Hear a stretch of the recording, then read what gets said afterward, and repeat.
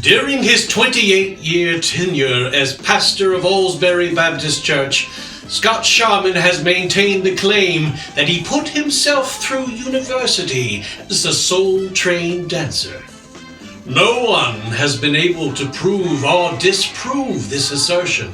However, during Scott's 2-month sabbatical, Alsbury staff members Brock DeWald, Gene Longley, Tim Newton, and Sherry Walker embarked upon a journey for the truth. Our first stop was with the person who knew Scott Sharman the best, his wife, Phyllis. We figured if anyone would know the truth, she would. It was obvious she didn't want to talk to us, but after she shut us out, she cracked open the door and gave us an envelope. Inside was a key and a flash drive. The key was to an off-site storage unit and a flash drive with encrypted files. While Brock and Sherry worked on decoding the encryption, Tim and Gene explored the storage unit. When we opened up the storage unit, we found an old beat-up box labeled Scott's 70s stuff. Which is surprising because he was always against storing anything. This box obviously held some hidden treasures.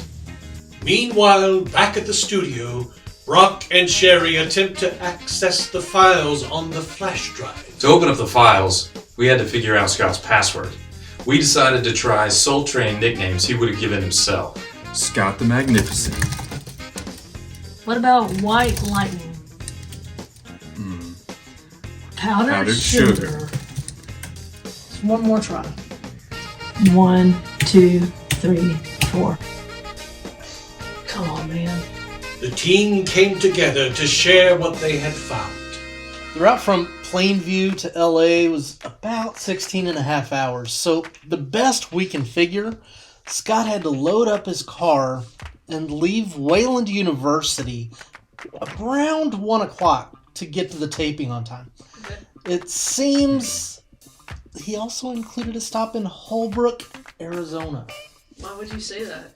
Well, when we found this old box in his storage unit, inside of it was the stack of speeding tickets. And they're all from this Officer Dinkins. And every single one of them is in Holbrook. Wow. Obviously, we've got to talk to Officer Dinkins. Don't worry about it. Already did that. And let's just say it was pretty enlightening. Okay. Check this out. Do you happen to remember a man by the name of Scott Sharman? No, that didn't ring a bell. Well, we happened to find quite a few speeding tickets that you wrote him from the years like 74 to 78. He would have been in his early 20s. Yeah, I wrote a lot of tickets, so no. Okay. I have a picture here of his car back then. It was a tannish gold Ford Torino. Does that ring a bell? Oh yeah, I remember this guy. He used to speed through town once or twice a month. I'd catch him. Yeah. Okay. Awesome. So you do remember him? Do you happen to remember like where he was going? He always said it was weird. He said he was going to like a train or something, but the train station was actually the opposite direction. Is it possible just that he was actually on his way to LA to be on this show Soul Train? Well, I'm more of a two-step and asleep at the wheel fan myself, but I guess that's possible. Okay. Awesome. Great. Thank you so much, man. I appreciate you doing this for us. No problem. I hope you guys catch him. Well, we're not trying to catch him. Like, no, that's not what we're doing. This is a waste of time. After his stop in Arizona, we have him rolling into LA at just enough time to change clothes and get on the Soul Train set. I mean, the timeline's tight, but technically, it could work. So what about you guys? What did y'all find on that flash drive? Oh, yeah. Oh, well, we definitely found some good stuff. Check out this video from a former Soul Train dancer.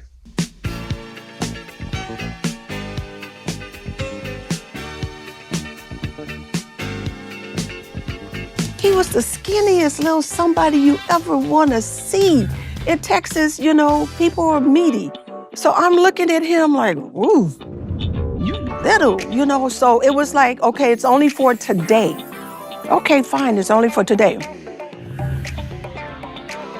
It was the best thing that happened to me. Okay, and to top it all off, we found an interview from 2011 with Soul Train host Don Cornelius. No way. Yeah. Do you remember a dancer from the 1974, 1978 by the name of Scott Sharman? The boy sure could dance. What was your first impression of him? And when he walked in the door, I'm like, okay, Soul Train, you're getting ready to make it, you know. Things were going real good. I thought I was about to get some answers. Then I showed a picture of Scott. Then the interview took a downward turn. And you imagine some stuff that never happened. I thought you just said you remembered who Scott was. I'll fight you about that. So he was never on Soul Train? It's fiction. And what about the claim that he put himself through college as a dancer? Yeah, that's not true either. Do you have anything else to add? I'm gonna just be quiet.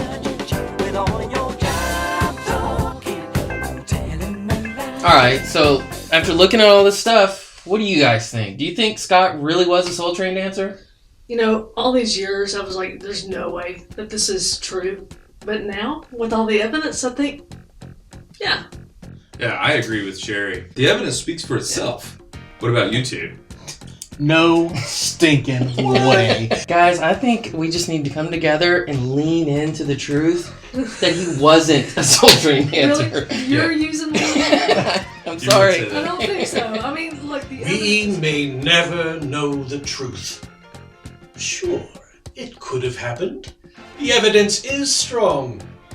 But if it didn't, who was it really hurting? One thing is undeniable. This pastor has the moves, and he deserves a seat on the...